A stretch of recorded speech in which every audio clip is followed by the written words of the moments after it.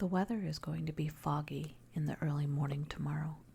That most likely means today is going to be my last day alive. I've accepted this.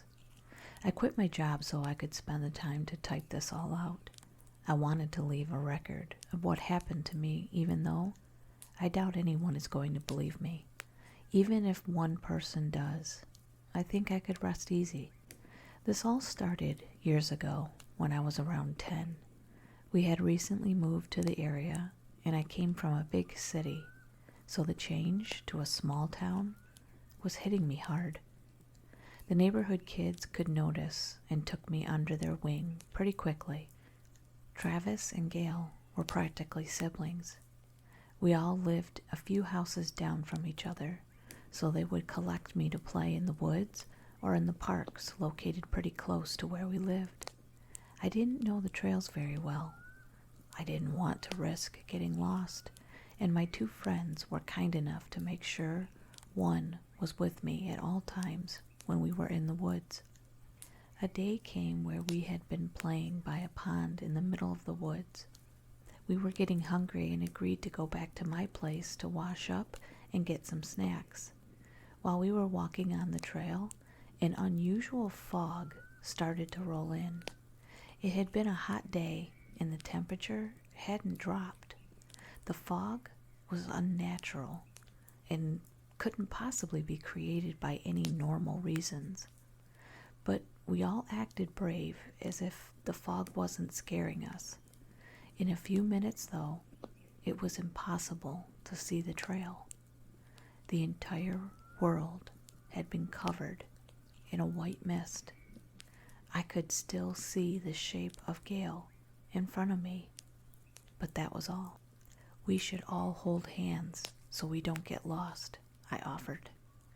All three of us wanted to act grown up at that point in our lives. We were ditching any hobbies we thought were for babies and not for our mature 10-year-old selves.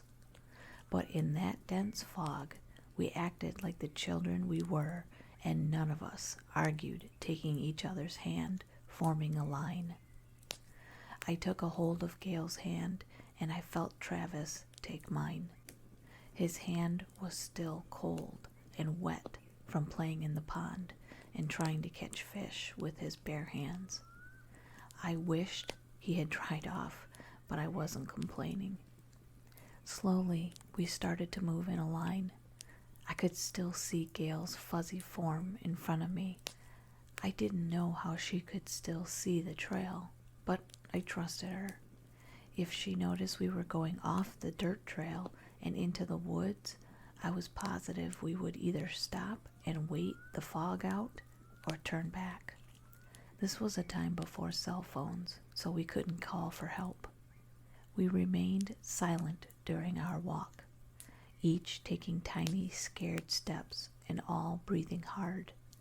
I didn't understand how such a dense fog rolled in the middle of the day and how it seemed to silence the entire forest around us, and why the wind was no longer blowing through the trees like it had been all day. The whole thing was scaring all of us, even though we would refuse to admit it to each other out loud. As we walked, I thought Travis was getting scared and panicking. His hand was starting to squeeze mine so tightly it hurt, like really started to hurt. He was a year younger than me, but he shouldn't be strong enough to squeeze my hand so tightly. I should have told him to stop, but I honestly was too scared. I would rather his bone-breaking grip over not having a hold of someone in the dense white around us. I felt my heart starting to beat faster and stress coming down on my shoulders, clamping the muscles so tight I could almost not bear it. Then I heard it. Sounds coming from the fog. At first, I thought it was just the normal bird songs, but when I focused through the stress and the pain in my hand, I could hear it more clearly. They were echoing screams coming from the woods, coming from so far away I could barely hear them, but they were there. Only a few at first, but soon hundreds overlapping each other, filling up the silence, making my teeth chatter in fear. I tried to convince myself the sounds were either birds or foxes, but my rational brain wasn't having it. Gail, can you walk any faster? I want to get out of here, I begged, hating the whine that came into my voice. I'm going as fast as I can.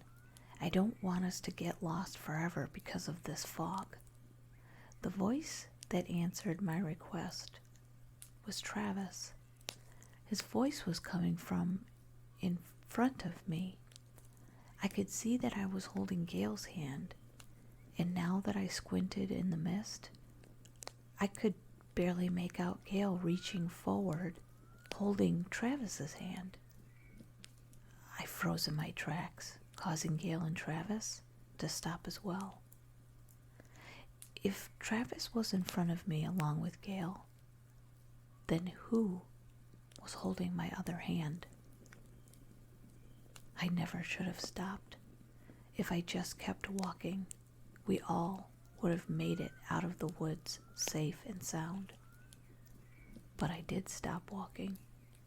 The hand holding mine squeezed so tight, I felt some bones break, and it was cold, like a hand of dry ice gripping onto me.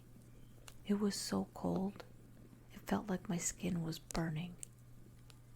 Because of how we had been walking in a line, the thing holding on to me was behind me. When I stopped walking, Gail looked over to me, her face twisting in fear, and a silent scream when she saw what was behind me. I didn't look. I didn't turn my head.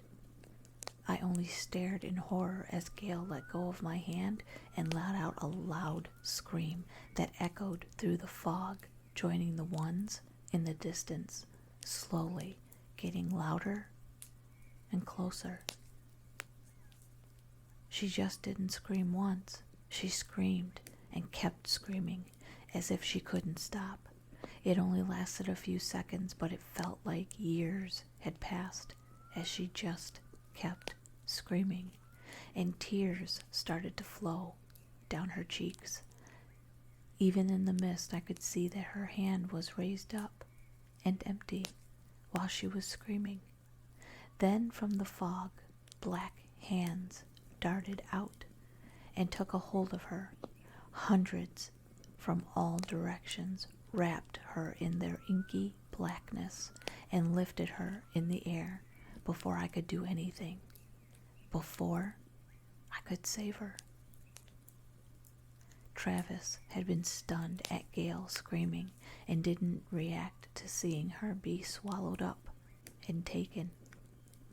I couldn't save her, but I thought I could save him. My free hand shot out and found Travis. I grabbed a hold of his shaking hand and started to run. I didn't care where we were going, just that we were moving. My feet found solid dirt, so I knew we stayed on the path. I was aware that the thing that had scared Gail to her death was still holding my hand so painfully, and I was dragging it along, and poor Travis had to run next to it. He saw what I was holding and screamed like Gail. He clawed at my hand trying to get free. He screamed and kicked at me, clawing and ripping my skin open. But I knew if I let go of him, he would be dead. I had to endure the pain Travis was lashing out and the pain of holding on to one of the creatures that had taken Gail. Since Travis was in such a frenzy, I don't think he heard Gail's final sounds. I did. I ran and left her behind. We had recently watched a zombie movie in which a man's head was pulled off. He was screaming, and while his head was torn, his vocal cords were stretched, and his voice got higher pitched. We all thought that had been a cool touch, unaware if that was what would really happen. That was what Gail's final screams sounded like. I felt bile rising up in my throat, but I was too scared to stop and puke. I don't know how long I ran for. My lungs and legs burned. Both my hands hurt so much. One hand was for certain broken from the creature, and the other arm was bleeding out, but I couldn't stop. If I let go of either hand, myself and Travis would die. I ran harder than I ever had in my entire life. Just when I thought my body would give out, I was suddenly blinded by sunlight. It happened so suddenly, it caused me to rip and crash into the ground. The creature that had been keeping a vice-like grip on my hand let go the moment the sun came. I let go of Travis in my fall. It knocked the wind out of me. I was gasping for air, but I had to turn around. I had to make sure Travis was safe. Forcing myself to sit up, still unable to breathe, I saw Travis on the ground screaming and crying. His hand was covered with blood from where he attacked me. But we were alive. The fog was gone. We were out of the woods, and a few strangers who just parked their car in front of the start of the trail came rushing over trying to help. The police were called. Travis was sedated and couldn't be awake without going into a crying fit for months. I played dumb and traumatized. After all, who would believe us? In the end, a bear was blamed. They found Gail, parts of her. The police assumed a bear attacked us in the woods. They thought I had tried to save Gail, but had my arms torn up. They guessed I couldn't save Gail from the bear, so after I was injured, I grabbed Travis and got us out of there. And Travis was so traumatized by seeing his friend torn to pieces, he was placed somewhere that could help him. No one questioned why the scar on my hand was in the shape of a handprint. No one wanted to question such a strange scar. I had hoped that I could have moved on and forgotten about the entire thing. Years passed, and with a lot of help, Travis was able to go home. He was an emotional wreck, but still alive. I was very proud of him, but never spoke to him again, fearing it would remind him of that day. I lived a fairly normal life, aside from the scar on my right hand. The ones Travis gave me healed and faded, but the hand-shaped scar stayed. In fact, it grew with my hand. When Travis scratched me, his hands were small, so the scars stayed small. But the handprint looked like whatever had grabbed me was growing up with me. It never faded. The pain was always dully there as a constant reminder. I had accepted I would always carry that scar, that as long as I stayed away from the woods and away from any fog, I would be safe. Until a month ago, I was trying to fall asleep. Sleeping was hard for me. I was on my back under layers of blankets, staring up at the dark ceiling, right hand on my chest. I had forced my eyes closed, trying to make myself sleep, when I felt it. A cold hand took mine. I grasped my hand over the scar it left behind years ago. My entire body froze. I held my breath. I kept my eyes closed, fearing if I opened them, the thing would take me away like Gail years before.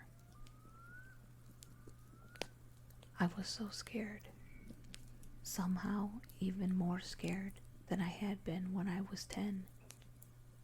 If this thing could take my hand now, that meant it could do it at any time, even if I make it through the night. And it was so cold. So cold.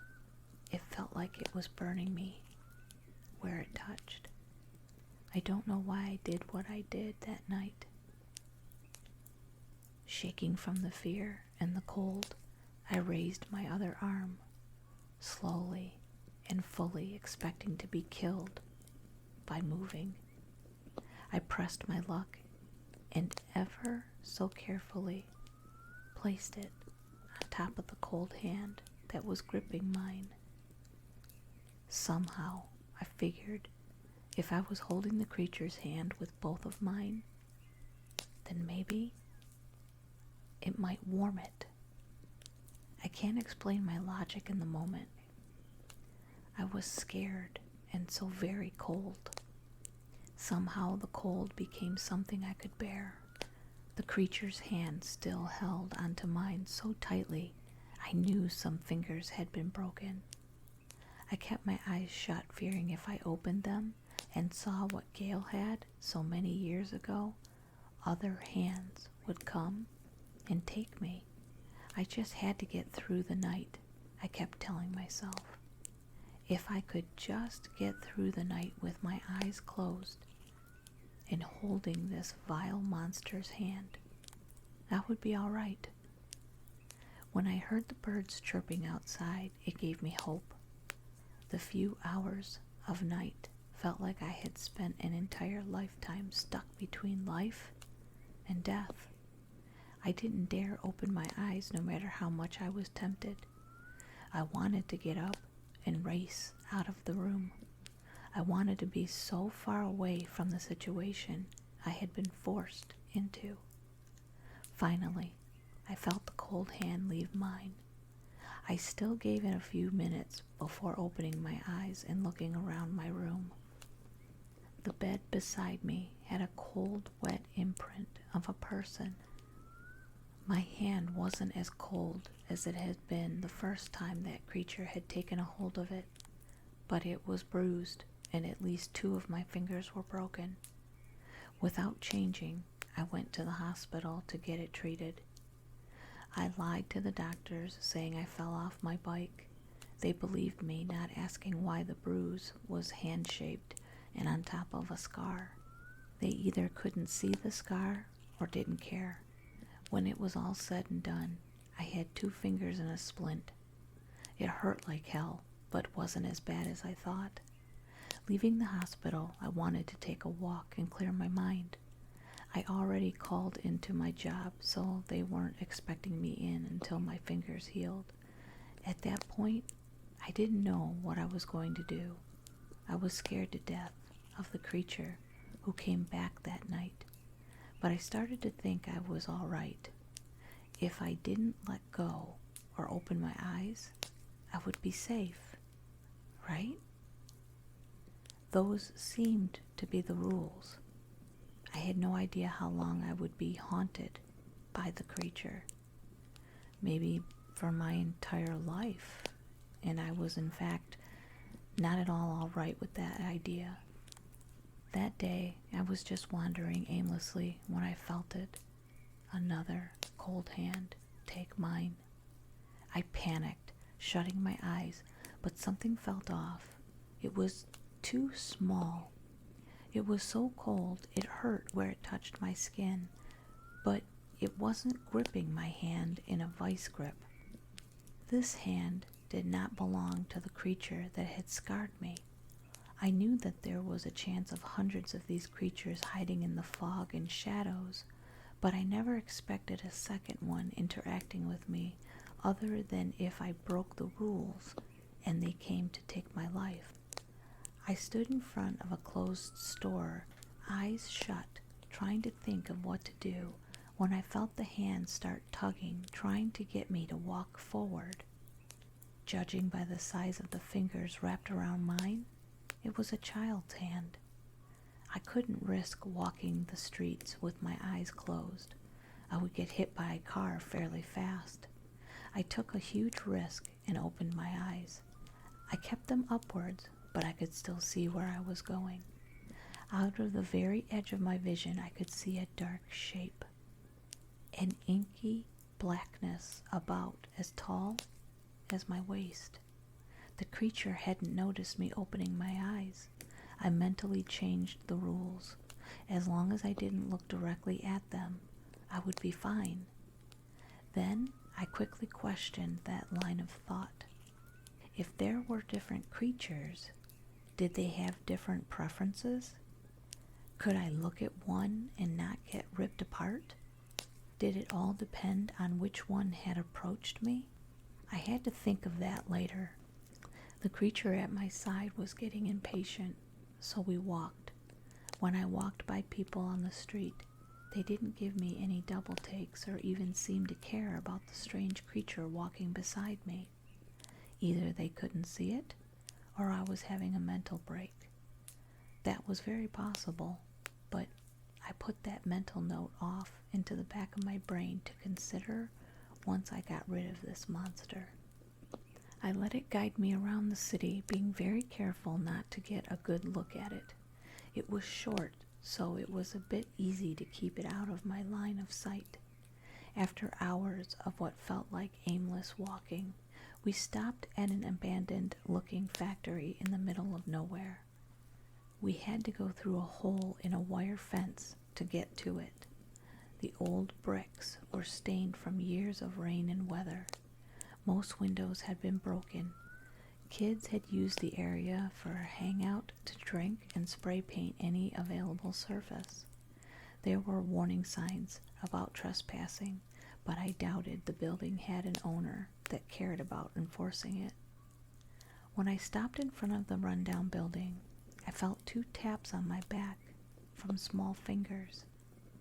Then the cold hand was gone. I would like to think the 2 taps was a thank you and the small monster was a polite one, but it really could have meant anything.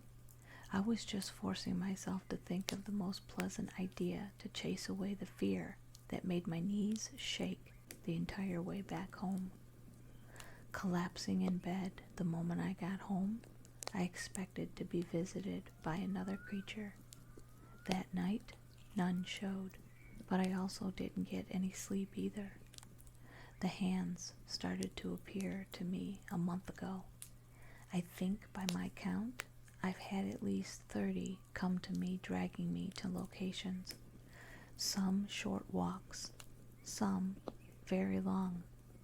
The small hand was the nicest experience I had out of all of these encounters.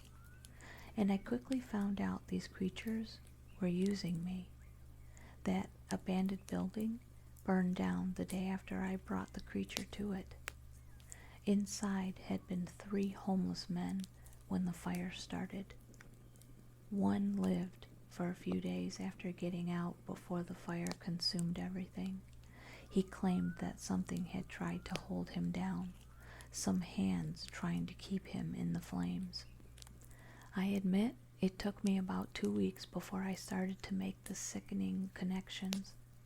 People died or disappeared where I brought those creatures. When I knew the horrible truth, I decided that I couldn't live with myself for what I had done. I hadn't been able to save Gail, and now I was causing others to lose their lives. 3 days ago, a creature took my hand. I was at home in the kitchen making coffee. I hadn't been able to eat or sleep. Coffee was the only thing that kept me alive the past few days. I had just closed the fridge getting a milk carton when I felt the cold hand silently slip into mine. I knew this one. It fit perfectly over my scar. Despite how scared I was, I wanted this to happen. I wanted this creature I brought out of the fog to be the one who kept me.